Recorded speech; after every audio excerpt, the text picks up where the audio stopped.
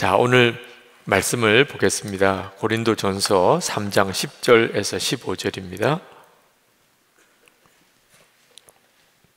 고린도전서 3장 10절에서 15절. 저와 여러분이 한 절씩 교독합시다. 제가 먼저 읽겠습니다. 내게 주신 하나님의 은혜를 따라 내가 지혜로운 건축자와 같이 터를 닦아두매 다른 이가 그 위에 세우나 그러나 각각 어떻게 그 위에 세울까를 조심할지니라. 이 닦아둔 것 외에 능히 다른 터를 닦아둘 자가 없으니 이 터는 곧 예수 그리스도라. 만일 누구든지 금이나 은이나 보석이나 나무나 풀이나 짚으로 이 터 위에 세우면 각 사람의 공적이 나타날 터인데 그날이 공적을 밝히리니 이는 불로 나타내고 그 불이 각 사람의 공적이 어떠한 것을 시험할 것이니라.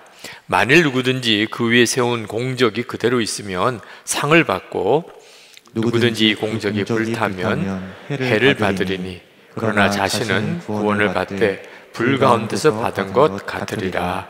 아멘. 아멘. 여러분, 어떤 어려움이 와도 하나님의 뜻대로만 살면 됩니다. 고민하거나 두려워할 필요가 없습니다. 그냥 오직 하나, 내가 이제 하나님의 뜻이 뭔가, 주님이 이 시간에 나에게 어떻게 하라고 하시는가, 그것만 분명히 깨달으면 그게 그냥 살 길입니다. 어려움이 크다 적다 그건 별 문제가 안 됩니다. 주님이 나에게 뭘 원하시는가, 주님이 뭘 기뻐하시는가, 그것만 분명히 깨달으면 그러면 지금 살 길을 붙잡은 겁니다. 근데 많은 분들이 하나님의 뜻을 알기가 어렵다고들 말씀을 하시더라고요. 그렇지 않습니다. 믿음은 바로 가져야 됩니다.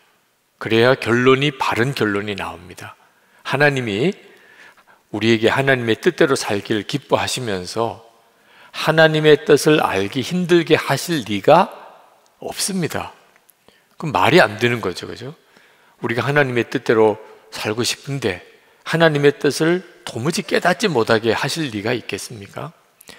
하나님의 뜻을 다 분명하게 가르쳐 주십니다. 오늘 여러분 모두에게 지금 어떤 문제 가지고 기도를 하든지 영상으로 집회에 참여한 분들도 마찬가지입니다.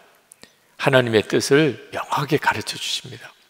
물론 일주일 뒤에, 한 달 뒤에, 1년 뒤에 될 일에 대해서 말씀 안 해주실 수 있습니다. 아마 거의 안 해주십니다. 왜냐하면 우리에게 유익하니까. 이번 주간에 인터뷰하는데 어느 개그맨 되시는 분이 주식 투자를 한다고 그러더라고요. 하나님은 일주일 뒤에 될 일을 가르쳐 주시면 유익하겠습니까? 그랬더니 예, 그러더라고요. 주식 투자하는 사람은 일주일 뒤에 주가를 알면 얼마나 좋겠어요. 근데 사실은 손해입니다. 일주일 뒤에 무슨 일이 있을지, 한 달 뒤에 어떤 일이 있을지 우리에게 알게 해주면 인생 사는 기쁨이 하나도 없어집니다. 우리에게는 적어도 내일 일도 모르는 것이 우리에게는 더 유익합니다. 그러면 하나님이 뜻을 가르쳐 준다는 게 뭔가? 하나님은 꼭 한 발짝 앞에 내디디는 길만 가르쳐 주십니다. 그러면 충분합니다. 일주일 뒤에, 한 달 뒤에 말씀 안 해주셔도 지금 한 발짝 내디디는 것을 분명히 가르쳐 주시면 그대로만 가면 결국은 내가 잘 살았구나, 그렇게 되는 거죠. 그러면 한 발짝 내디디는 길은 가르쳐 주실까요? 가르쳐 주십니다. 네. 여러분, 항상 기뻐하라, 모르시는 말씀 아니잖아요, 그죠? 지금 어떤 형편이든지 너무 힘들고 재정적으로도 건강으로도 가정에서도 너무 어렵고 힘들어도 항상 기뻐하라. 그러면 가르쳐 준 거죠. 지금 범사에 감사하라 가르쳐 준 거잖아요. 믿음, 소망, 사랑 항상 있을 것인데 가르쳐 주셨잖아요. 원수도 사랑하라 가르쳐 주셨잖아요. 다 아시죠? 네. 여러분들은 하나님의 뜻 아는데 거의 100점짜리입니다. 100점. 그러면 다 가르쳐 주신 거예요. 오늘 어떻게 할까요? 자, 응답 다 받았습니다. 집에 가도 될 거예요, 오늘. 네, 다 응답 받았어요. 아, 기뻐하라는 거구나. 아멘. 그리고 기뻐하고 가시면 돼요. 사랑하라는 거구나. 원수도 사랑하라는 거구나. 알겠습니다, 하나님. 그리고 룰루랄라 가면 돼요. 네, 다 응답 받았어요. 그렇게만 한 걸음 한 걸음 순종하면, 그러면 지나고 보면 와, 하나님 기가 막히시네요. 정말 놀라우시네요. 예수 믿고 사는 게 어떻게 보면 너무 쉽습니다. 이제는 근심 걱정은 다 주님께 맡기고 주께 맡겨버리라 그랬잖아요. 그리고 이제 사랑만 하며 사는 겁니다. 그런데 하나님께서 미래에 대해서 한 가지는 가르쳐 주셨어요. 맨 마지막에 될 일, 뭐 1년 뒤에, 3년 뒤에, 5년 뒤에 집값이 어떻게 되냐, 그런 말씀 안 하셨어요.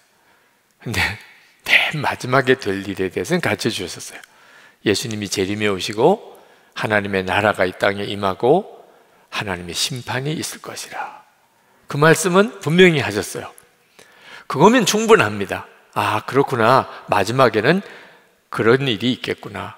그러면 거기에 문제가 없도록 살아가면 되는 거죠. 그러니까 항상 기뻐하게 되고 범사에 감사하게 되고 원수도 사랑하게 되고 항상 정결하게 그렇게 살게 되는 거예요. 그런데 이게 마지막에 주님이 재림하시고 하나님의 나라와 심판이 임하게 되기 전에 불시험이 있을 것이라고 하셨어요. 교회에 불로 시험을 하실 것이라. 왜 그렇게 하시냐 하면은 어떤 교회가 진짜 교회인지 예수님의 교회인지를 검증하시려고 불로 교회를 시험하실 것이라. 그래서 불이 확 타요. 그래서 어떤 교회는 금, 은, 보석으로 지은 교회가 있는데 그 교회는 불이 시험이 와도 그냥 끄떡없어요. 금, 은, 보석으로 지었으니까. 어떤 교회는 나무, 풀, 지프로 지은 교회는 불이 확 붙으면 다 타버립니다.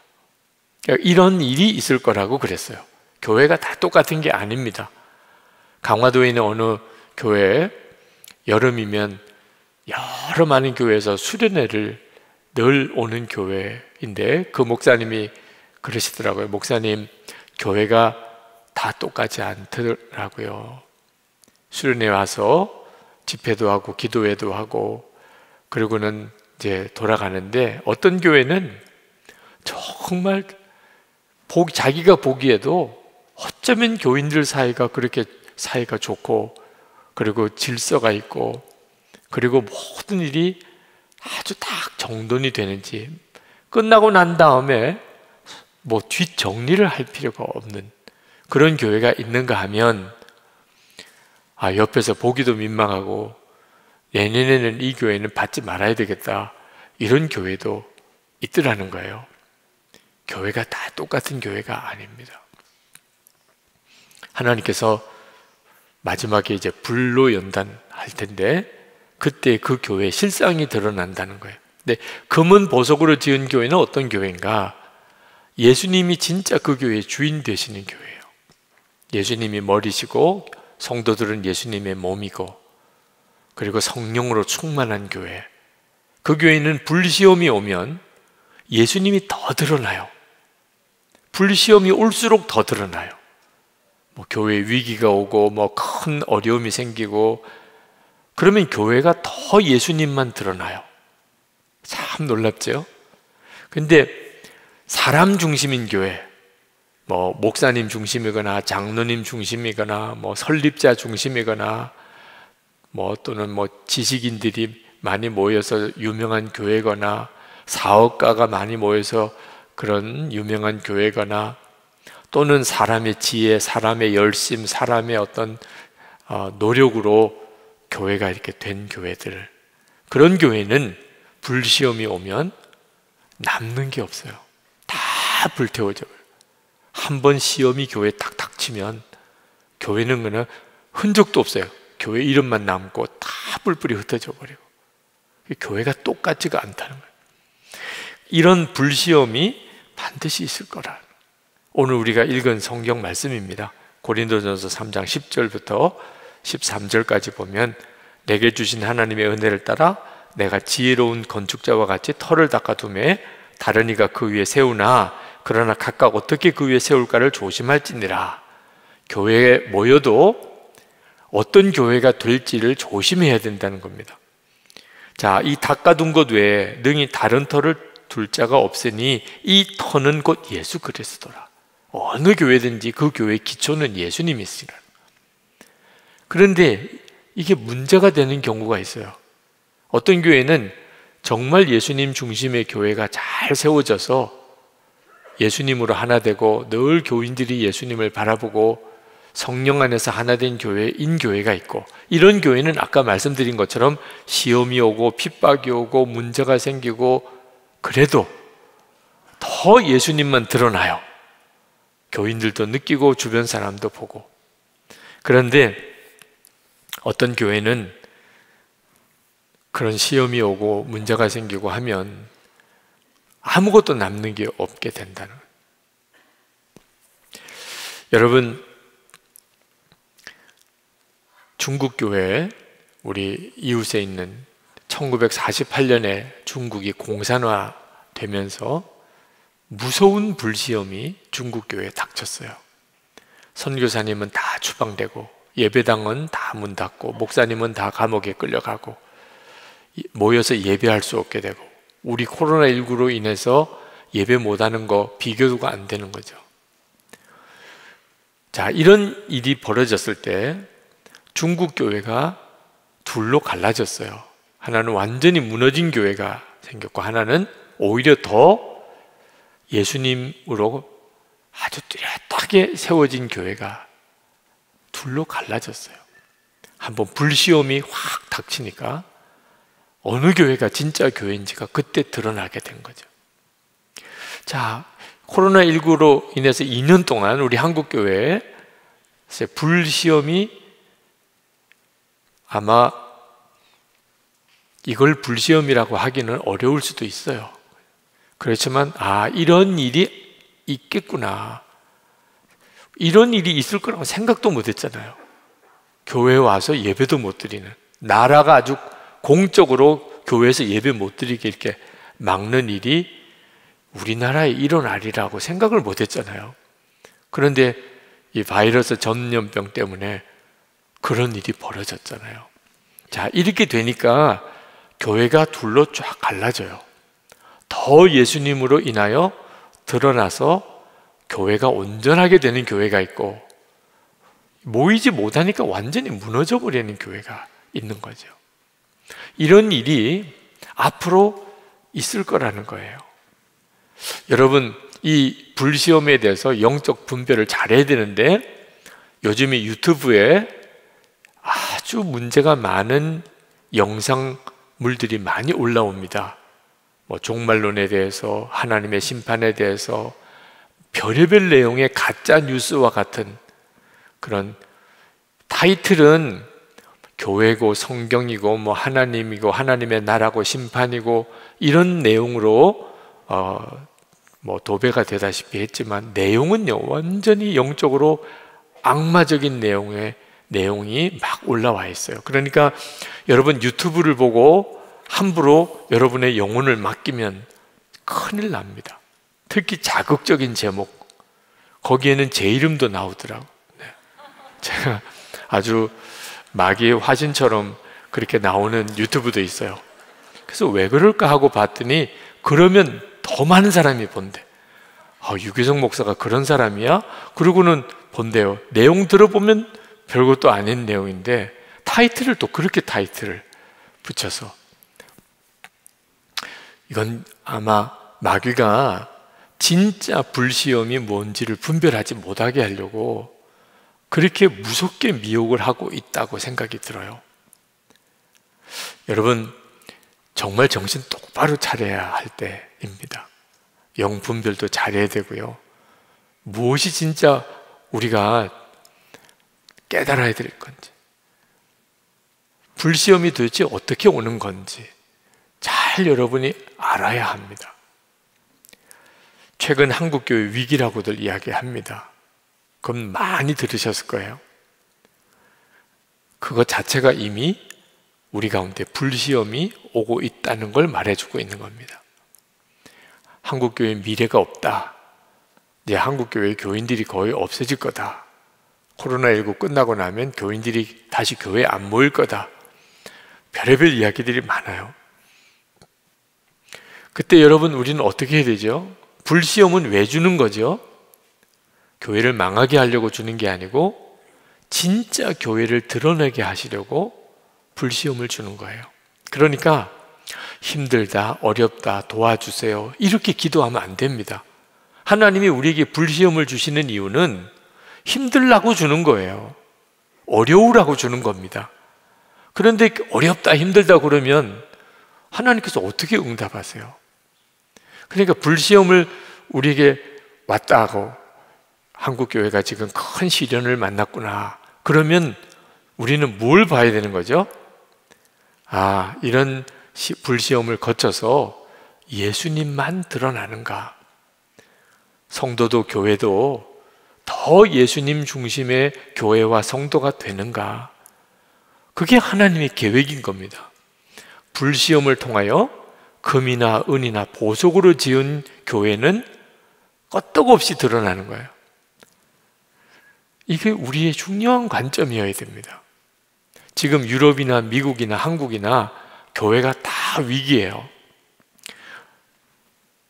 레슬리 뉴비긴 선교사님이라고 인도에서 사역하셨던 영국 선교사님입니다. 영국 교회가 인도로 선교사로 파송한 분이에요. 인도에 가서 참 대단하게 역사를 이루어내신 선교사님입니다. 근데 은퇴하시고 그리고 이제 본국 영국으로 돌아왔어요.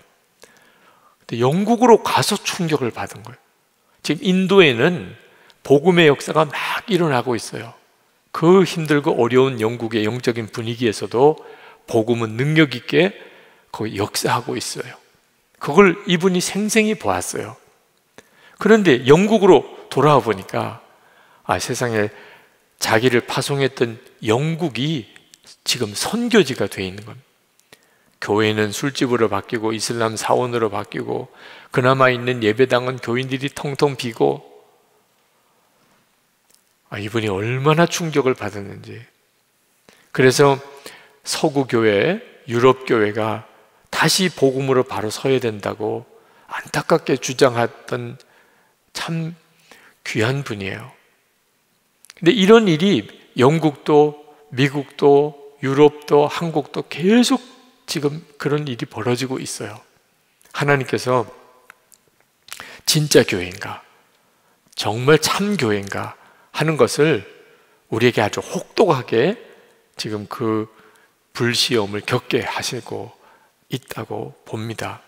근데 왜 이런 일이 벌어졌냐면 바깥쪽에 원인이 있지 않아요. 지금 한국교회 위기도 지금 나라와 정부가 핍박을 한다, 교회를. 저는 그렇게 생각 안 합니다. 이 정도가 핍박이라면 초대교회는 어떻게 견뎠어요? 지금 우리나라 요 정도가 이걸 핍박이라고 말하면 중국 공산화 됐을 때는 중국은 교회가 어떻게 살아남았어요? 물론 보는 관점에 따라서는 교회 입장에서는 정부에서 하는 조치가 섭섭하기도 하고 교회를 잘 이해 못하는 점도 있고 때때로는 교회를 굉장히 어렵게 하는 일도 하기도 합니다. 그러나 그런 일은 2000년 역사 동안 내내 있었어요. 중요한 거는요, 우리 교회 안에서 벌어지는 겁니다. 교회 안에서. 우리가 언제부턴지 예수님을, 우리와 함께 계시는 주님을 바라보지 않게 됐어요. 사람 목사님, 사람 교인들만 바라보고, 교인도 어떤 교인이 진짜 교회 일꾼인 교인이에요? 돈도 좀 많고 또 사회적인 지위도 있고 그리고 또 영향력도 있고 공부도 많이 하고 이러면 아주 참 좋은 교인이라고. 언제부턴지 그런 기준을 가지고 보게 된 거예요. 교인들 보는 것도 서로 이렇게 차별해서 보기 시작한 거예요. 세상 기준하고 똑같이. 성령의 충만함을 잃어버린 거예요. 예수님의 교회가 어느 순간부터 아니게 된 거예요. 그러다 보니까 거짓 영들이 교회 안에 엄청나게 들어왔어요. 영적인 혼란이 극심해요. 그리고 이 지성, 하나님을 믿지 않는 이 세상 지성이 교회 성경책을 아주 난도질해요. 다원주의라고 하는 거짓된 포용하는 그런 사상이 신학교에서부터 교회 안에 들어와서 이제는 예수님만 믿어야 구원받는다, 이런 말을 하면 무식한 사람 취급을 받아요. 다른 종교도 있고 그런데 무슨 예수님만 믿어야 구원받는다고 하느냐, 이런 세상이 되어 가고 있어요. 그게 지금 교계의 현실처럼 되어 가고 있어요. 유럽이나 미국은 뭐 말할 것도 없고요. 더 심각한 문제는 교인들 사이에 사랑이 엄청 식어버린 거예요.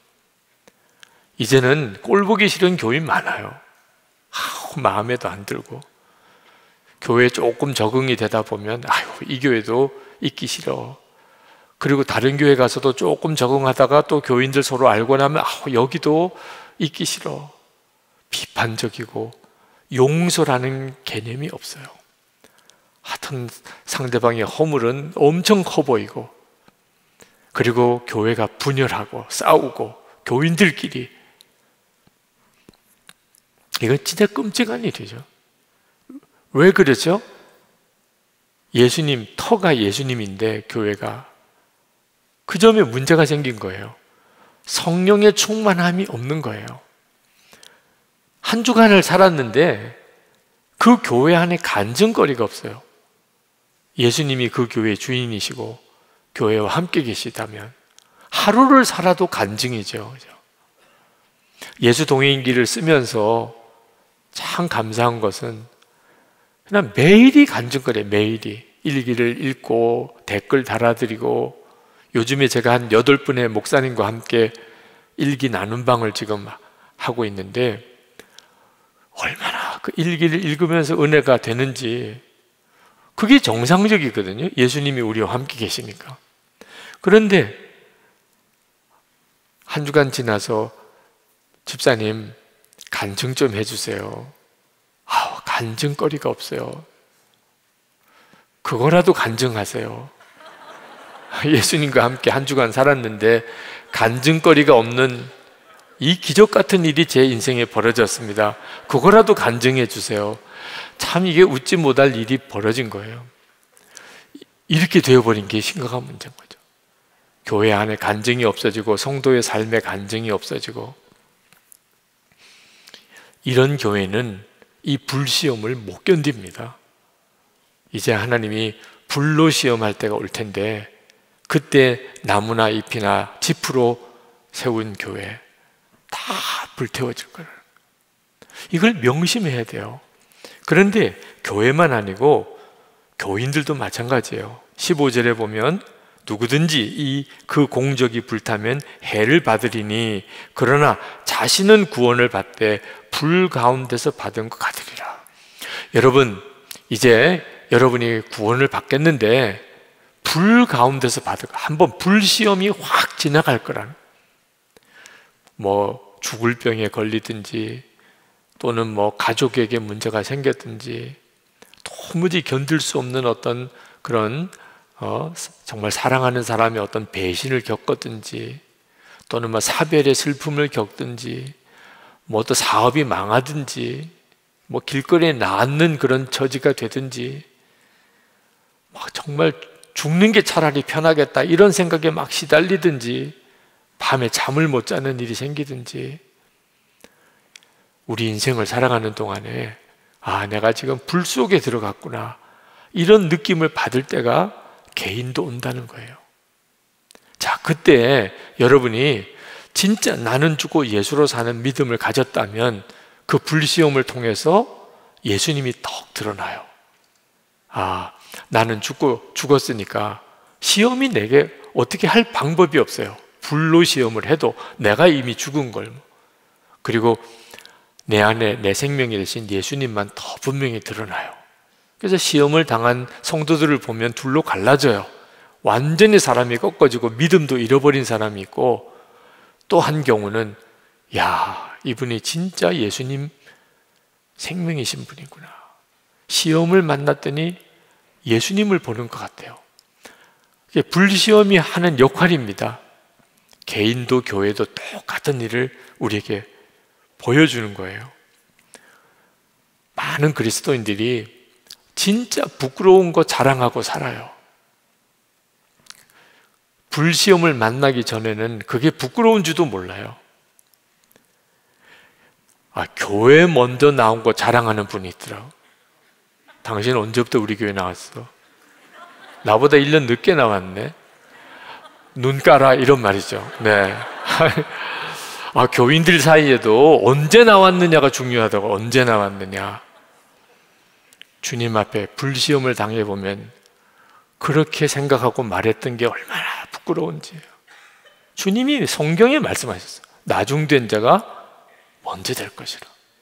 그런데도 왜 그렇게 먼저 나온 걸 그렇게 중요하게 따지죠? 언제부터 나왔냐? 언제부터 이 교회 교인이냐? 이건 진짜 부끄러운 거예요. 자기가 다니는 교회가 평수가 몇 평인가를 자랑하는 거예요. 얼마나 예배당이 크냐, 교인이 몇 명이냐. 그게 그렇게 자랑거리가 되겠습니까? 하나님 앞에 갔을 때. 그런데도 그런 거 자랑하는 분들이 있어요. 헌금 많이 낸 거, 내가 얼마나 교회에 공이 많은가. 정말 자랑할 게 없으니까 그런 거나 자랑하고. 그런데 한번 불로 시험하면 그건 더 이상 자랑거리도 아니에요. 어떤 분은 방언을 못해서 아주 기가 죽어 산다는 분도 있더라고. 왜? 예수 믿는 것도 아니다고 이렇게 무시를 당한. 방언도 못해? 당신은 예수 믿는 것도 아니야. 이렇게 늘 열등감 가지고 사는 분도 계시고, 또는 무슨 여러 가지 은사가 많다고 또 그것 때문에 막 교만한 사람들. 불시험을 만나보면 진짜 부끄러움을 당할 사람이에요. 바퍼 목사라고 별명이 있으신 유명한 우리 최일도 목사님이 그분 책에서 그런 이야기를 하셨어요. 전도사 시절에 어느 교회 가서 이제 사역을 하는데, 그 교회는 하여튼 기본은 방언을 다 해야 되는 교회인데 전도사인 자기가 방언을 못한대요. 그래서 교인들이 자기를 엄청 무시하더래요. 전도사라고 신대원을 나왔으니 전도사라고는 해주지만, 나보다도 이분은 못하네. 자기는 방언하고 전도사는 방언을 못하니까. 그래서 2주간 금식하면서, 하나님 나에게 방언 주셔야 이 교회에서 전도사도 하겠습니다. 근데 2주간 금식했는데도 방언이 안 열려요. 너무 고민하다가 흉내라도 내자, 방언하는 척이라도 하자. 그래서 생각해낸 게 주기도문을 헬라어로 읽은 거예요. 헬라어로. 신학교에서 헬라어로 주기도문을 이렇게 다시 원문 주기도문을 가지고 그것을 암송을 했어요. 그리고는 기도할 때 헬라어로 주기도문을 막 한 거예요. 갑자기 교인들이 표정이 달라졌어요. 와, 우리 전도사님이 고급 방언을 하신다는 거예요. 엄청 유창한 방언이 열렸다고 보는 눈이 달라지더라고요, 한순간에. 근데 그 교회 권사님이 오라는 거예요. 그 권사님은 통변의 은사가 있는 거예요. 그래서 누가 방언하면 그걸 통변하는 은사가 있는 분이에요. 그래서 전도사님 방언한다는데 오라고, 그리고 방언을 해보라는 거예요, 지금. 정말 식은땀이 나더래요. 그래도 내가 엉뚱하게 다른 말로 방언하는 게 아니고 주기도문을 헬라어로 내가 암송하는 거니까 통변해 봐야 주기도문이지. 그러니까 통변을 해서 좀 엉터리로 했다는 게 드러나도 크게 창피스럽지는 않겠다. 그래서 막 헬라어로 주기도문을 암송을 했더니 그 권사님 심각하게 이렇게 들으시더래요. 그러면서 하나님이 여자 조심하라고. 전도사님은 여자 조심만 하면 앞으로 하나님이 크게 쓰신다고 그렇게 말씀하시더라고요. 얼마나 마음이 아픈지 그때 하나님 앞에 진짜 눈물의 기도가 나오다. 하나님, 제가 방언을 못해도 좋은데 이 정말 거짓 기도는 하지 않게 되기를 원합니다. 정말 거짓의 영에 사로잡혀 그렇게 신앙생활을 하지 않기를 바랍니다. 뭐 그러셨다고 그 책 속에 일화를 그렇게 쓰신 것을 보았는데, 이 교회의 현실이에요. 아주 이상한 풍토가 한국 교회 안에 묘하게 들어와서 사람의 영혼을 이렇게 사로잡는, 진짜 영적으로 충만하고 예수님으로 교회가 든든히 서 있지 못하게 되면, 그러면 한순간에 교회가 다 뒤집어지고 무너지는 일이 일어나는 거예요. 그런 일이 있을 거다. 이제 마지막 주님이 재림에 오시고 하나님의 나라가 임하고 그리고 하나님의 심판이 오기 전에 교회가, 성도들이 불시험을 만나는 일이 있을 거라는 거예요. 그러므로 여러분, 우리가 성령의 충만함을 무슨 일이 있어도 받아야 되고 또 그 성령의 충만함을 지켜야 돼요. 그렇지 않으면 불시험을 이길 수 있는 성도와 교회가 없습니다. 그러니까 성령의 충만함은 또 어떻게 되는 건가? 도대체 뭘 어떻게 되는 것이 성령의 충만함인가? 예수님의 임재하심이 분명히 믿어지는 것. 예수님이 지금 나와 함께 계시다. 그 믿어지는 것. 그러면 유혹이 오든 핍박이 오든 어떤 불시험이 오든 그 불시험에 무너지지 않아요. 오히려 그런 불시험이 예수님이 더 분명하게 드러나요. 주님이 지금 나와 함께 계시다. 이 사실이 믿어지면, 그러면 주님이 주의 영광을 드러냅니다. 불시험을 통하여.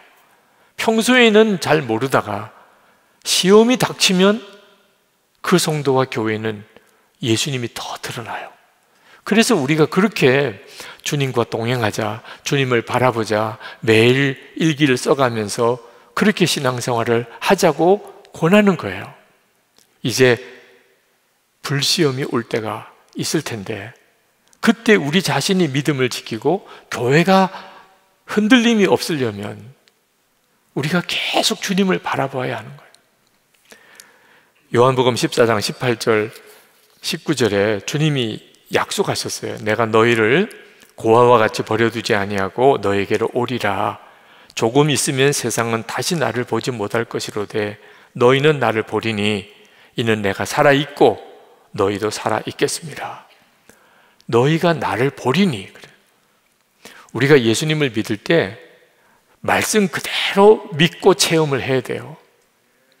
내 체험의 기준에서 성경을 판단하려고 하지 말고 분명히 성경에 내가 너희를 고아로 버려두지 않고 너에게로 오리라. 너희는 나를 보리라. 세상은 보지 못하겠지만 우리는 주님이 우리와 함께 계시는 것을 분명히 알 수 있습니다. 그리고 그 믿음이 분명해야 어떤 시험도 이길 수 있어요. 지금 설교가 얼마나 많이 들려지나요? 뭐 유튜브에 가면 다 보는 게 불가능하죠. 성경 공부 엄청나게 많습니다. 그런데도 왜 교회와 성도가 영적으로 이렇게 약해진 거죠? 지식으로는 영적인 시험을 못 이겨요. 주님이 나와 함께 계시는 게 정말 믿어진 사람만 유혹이 오거나 시험이 오거나 미혹이 올 때 이겨내는 거죠. 또 하나가 성령에 충만하면 내가 하나님의 나라 백성이라는 확신이 생깁니다. 하나님의 나라가 있어요. 눈에 보이는 이 세상의 전부가 아니에요. 이 세상이 전부라고 생각되니까 그렇게 답답하고 억울하고 슬프고 고통스러운 거예요. 근데 이 세상이 전부가 아니에요. 하나님의 나라가 있어요.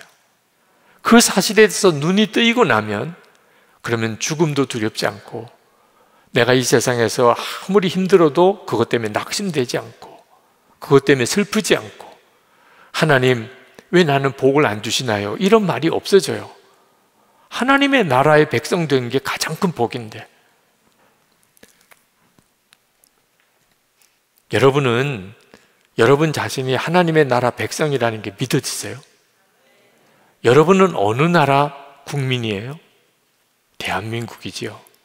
그러면 틀린 말은 아닌데 예수 믿는 사람으로는 조금 문제가 있어요.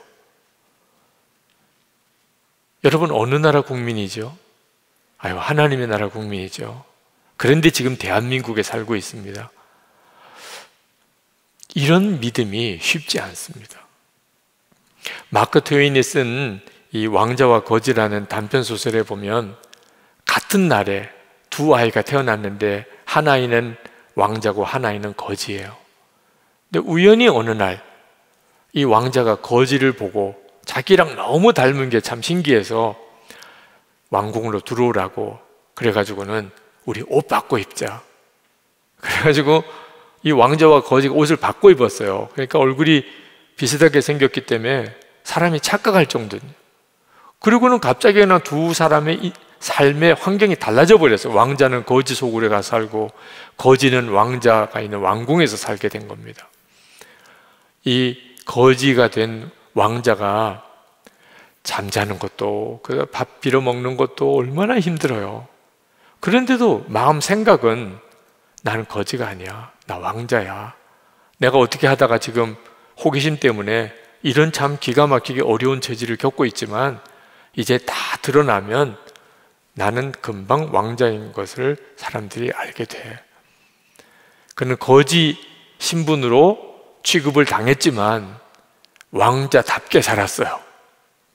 왕궁에 있는 거지는 이 왕자 옷을 입으니까 왕자 대접을 받죠. 좋은 침대에서 좋은 음식에 좋은 대접을 받으며 지내는데 항상 생각은 난 거지인데, 내가 지금 여기 왕궁에 있지만 나는 거지인데 조금 있으면 다 드러나면 나는 또 이제 거지 속으로 돌아가야 되는데, 그러다가 어느 계기에 왕자 신분이 밝혀지고 왕자는 왕궁으로, 거지는 다시 거지 속으로 돌아가게 된 이야기.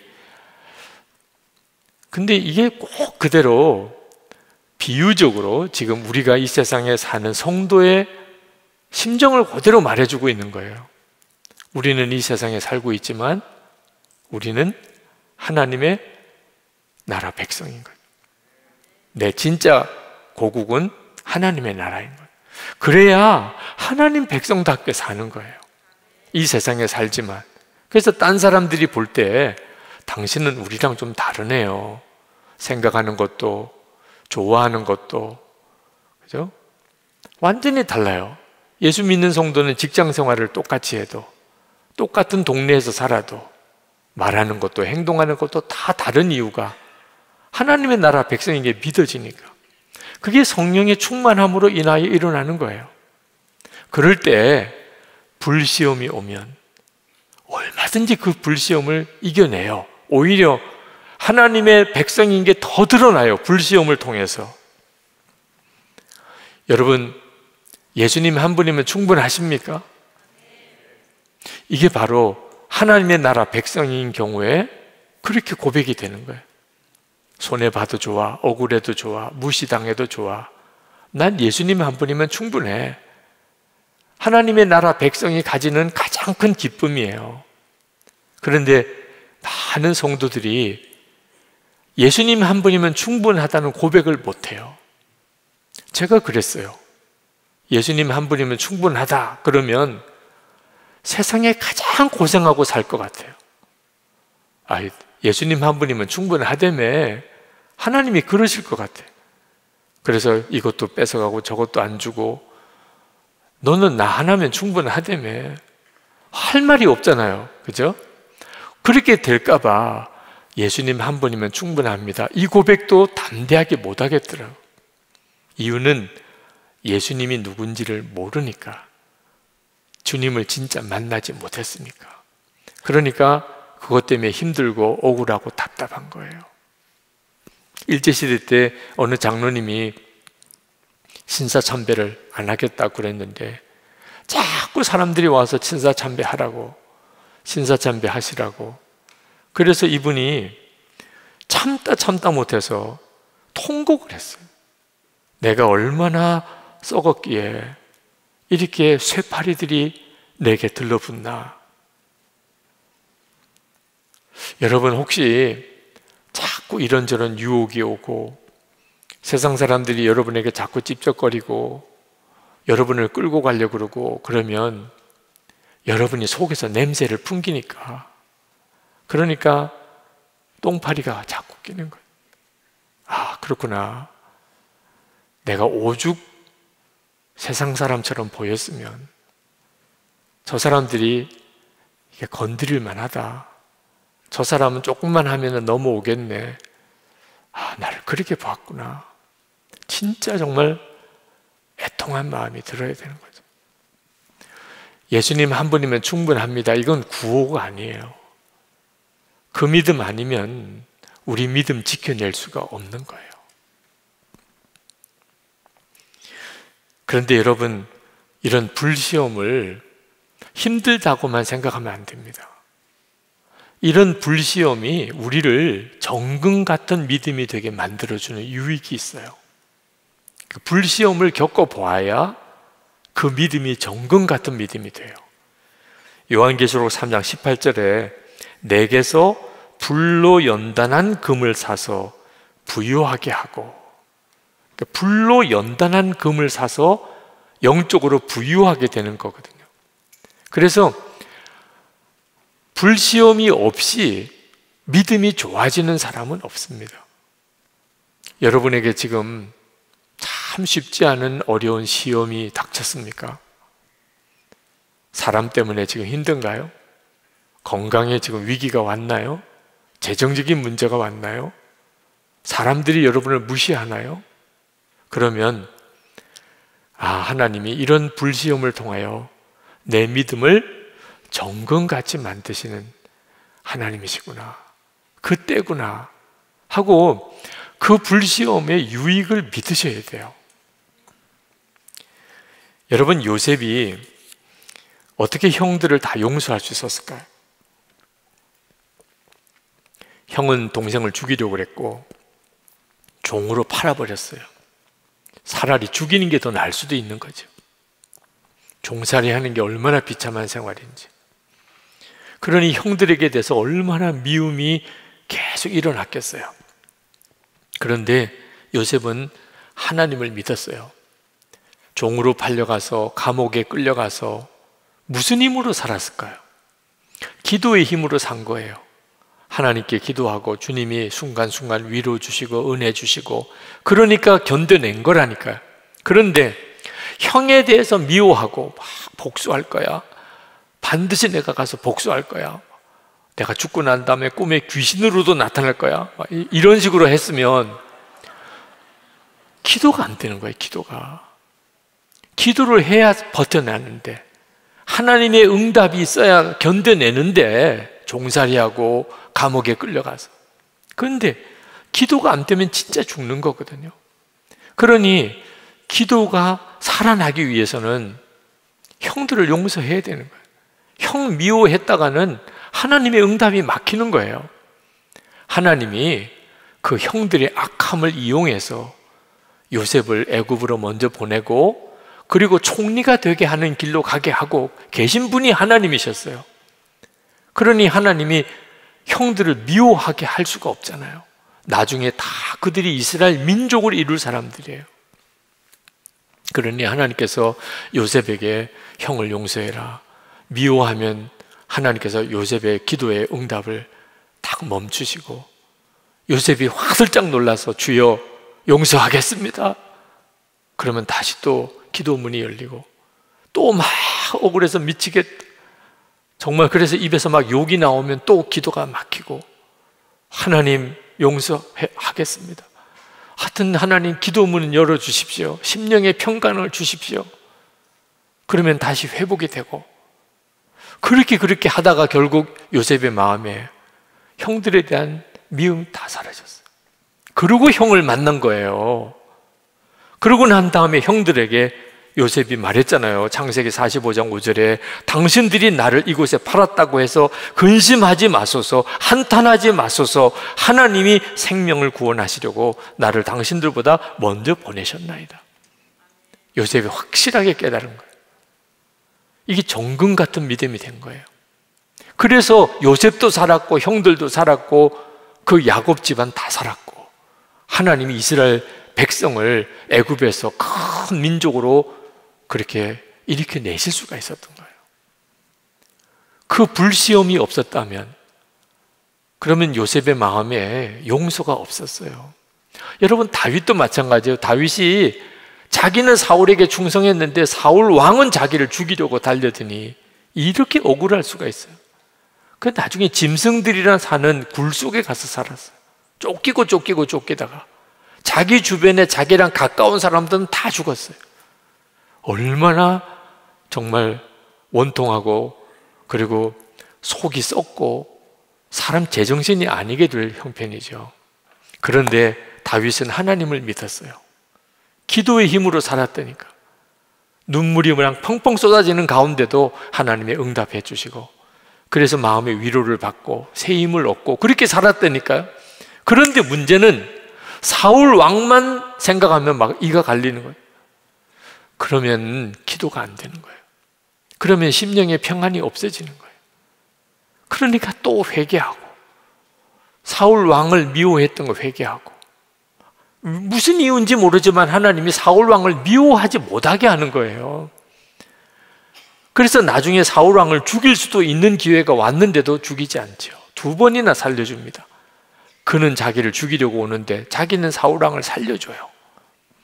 그랬기 때문에 다윗이 온 이스라엘의 왕이 될 수 있었던 거예요. 만약에 다윗이 사울을 죽였으면 그러면 사울 지파와 그 다른 동족들은 다 다윗에게 등 돌렸을 거예요. 끝까지 사울 왕을 품어주고 그 손자 무비보셋을 왕자처럼 이렇게 여기면서 자기 밥상에서 같이 밥 먹고, 사울 왕 죽은 것 때문에 그렇게 애통해하면서 장례 치러주고, 그걸 사람들이 다 볼 거예요. 야, 다윗이 사울을 진짜 사랑했구나. 자기를 죽이려고 한 왕인데, 그래서 마음이 확 모아진 거죠. 그게 어떻게 가능했어요? 불시험을, 사울 왕에게 쫓기는 그 극한 어려움을 통해서 다윗의 믿음이 정금 같은 믿음이 된 거예요. 그래서 하나님이 다윗도 살리고 이스라엘도 살리고 다 살린 거죠. 여러분, 여러분에게 닥치는 불시험이 다 여러분을 해롭게 하려고 하는 게 아니에요.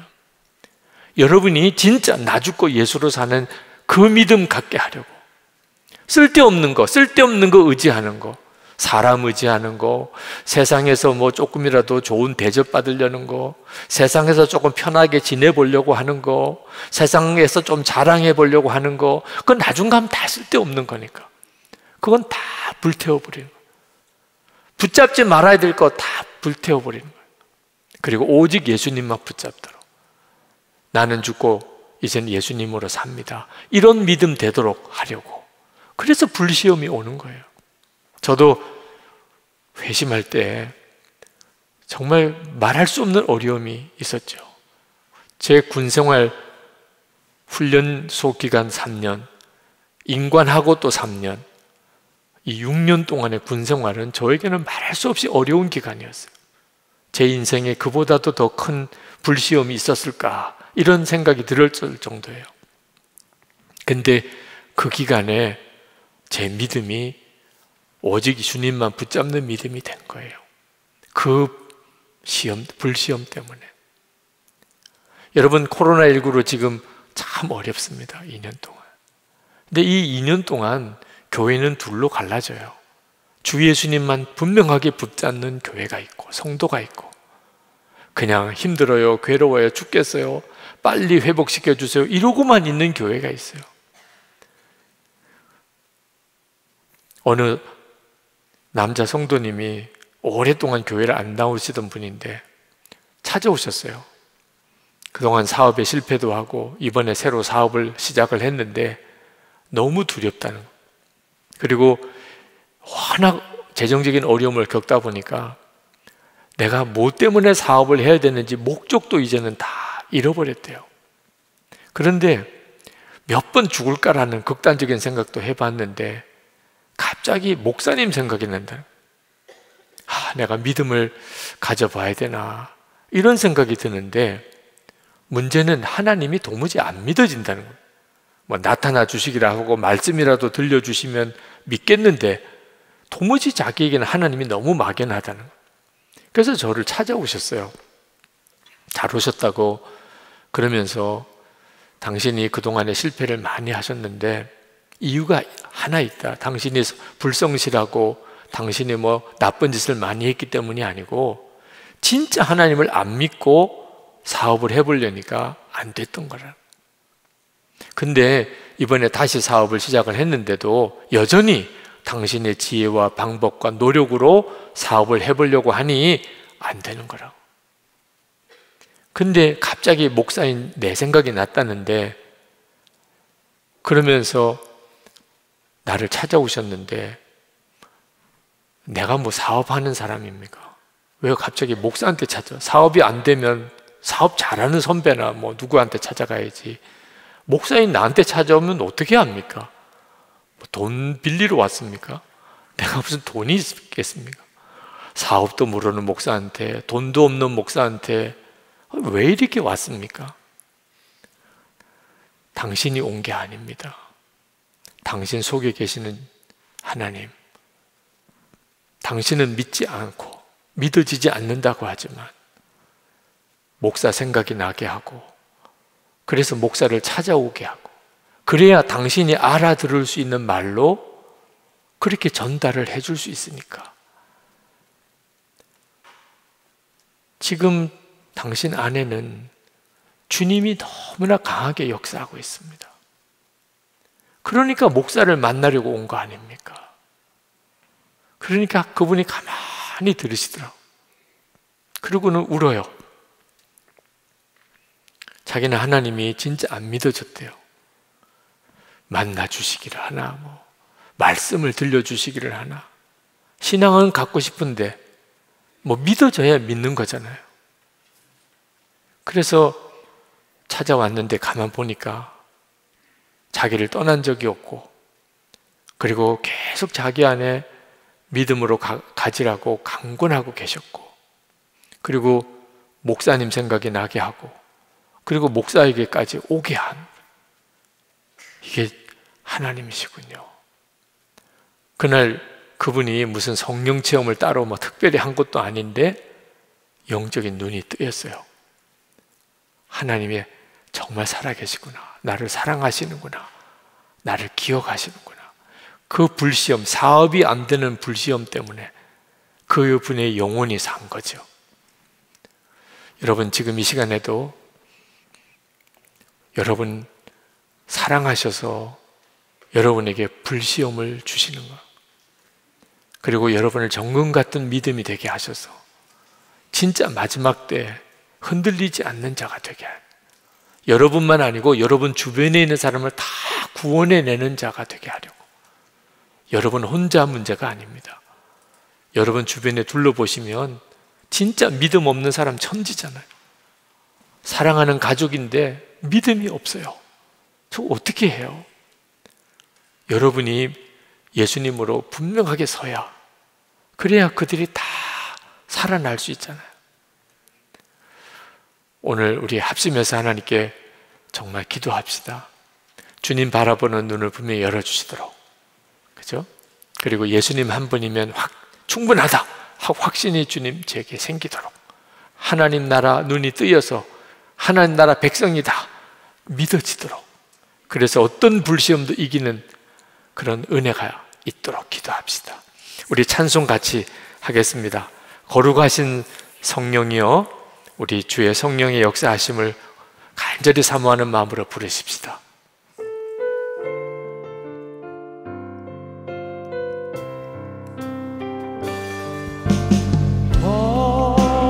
거룩하신 성령이여, 우리의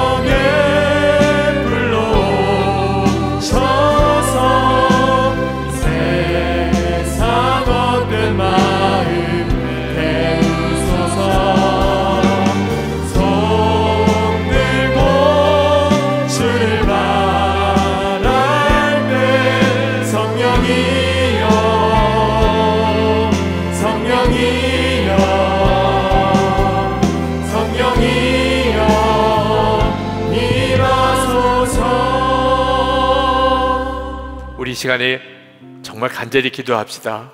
하나님, 주님을 바라보는 눈을 열어주셔서 주님이 함께 하심을, 주의 임재하심이 분명히 믿어지게 해주셔서 어떤 불시험도 이기게 해 주옵소서. 주님을 바라보는 눈이 뜨임으로 주님 어떤 불시험도 이기게 해 주소서. 우리 주여 한번 부르짖고 기도하겠습니다. 주여! 할렐루야. 하나님, 놀라우신 하나님의 은혜와 하나님의 역사하심 주님의 가운데 하여 주셔서 주의 임재하심, 예수님이 함께 하심이 분명히 믿어지고 하나님 우리에게 있어서 하나 어떤 불시험, 어떤 시험이 주님이 함께 하심이 분명히 믿어지게 하시니 하나님, 어떤 시험도 더 크신 주님, 하나 어떤 위기, 하나 더 크신 주님, 하나님 어떤 유혹보다 더 크신 주님, 주님이 함께 계신, 예수님이 함께 계신 분명히 믿어지게 하소서. 하나님 분명히 붙잡게 하소서. 하나님 놀라우신 주님의 은혜로, 하나님 놀라운 하나님의 역사하소서. 오늘도 하나님 기도하며 간구하는 사랑하는 성도들 주님 들어주시기 원합니다. 우리의 눈을 열어주시기 원합니다. 주를 바라보는 눈이 뜨이게 하시기 원합니다. 지금 이 시간에 말씀하시는 주님, 역사하신 주님, 여기까지 오게 하신 주님, 주님이십니다. 주님이십니다. 주님이 함께 하시고 주님이 역사하시는 분, 주님이 근무의심입니다. 주님이 함께 하시는 주님, 은혜의 주님, 불같은 주님의 은혜, 불같은 주님의 역사하심이 오늘도 하나님 사랑하는 성도들을 정금 같은 믿음으로 이렇게 세우니 주 예수님 한 분이면 충분한 믿음으로 세우니 되니 감사합니다. 아버지 놀라우신 하나님 들어주셔서 하나님 구세해주셔서 하나님 그렇게 고백할 수 있도록 하나님 주님을 함께하시고 주님을 함께하시고 주님의 은혜, 주님의 사랑, 주님의 역사하심을 누리게 하여 주시기를 원합니다. 충만하신 주님의 은혜로 행하며 살게 되기를 원합니다. 나의 하나님 감사하옵소서. 이 시간에는 예수님 한 분이면 정말 충분합니다. 이 고백이 마음에서부터 나오는 진실한 고백이 되게 해주십시오. 정말 그렇게 믿어지는 역사를 주십시오. 예수님을 분명히 알고 정말 주님의 실상을 내가 분명히 체험하고 세상보다 더 크신 주님, 그래서 주님 한 분이면 정말 모든 걸 다 가진 것 같은 그런 확신과 담대함이 생기게 해 주옵소서. 그래서 어떤 불시험도 이기게 해 주시옵소서. 우리 주여 부르짖고 기도하겠습니다. 주여! 할렐루야.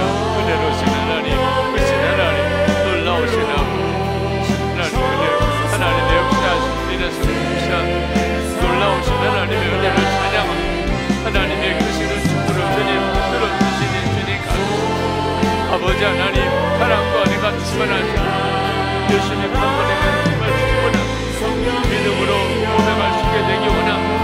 확신 가지고 고백할 수 있게 되기 원합니다. 하나님의 놀라운 은혜 가운데 담대하게 설치게 되기를 원합니다.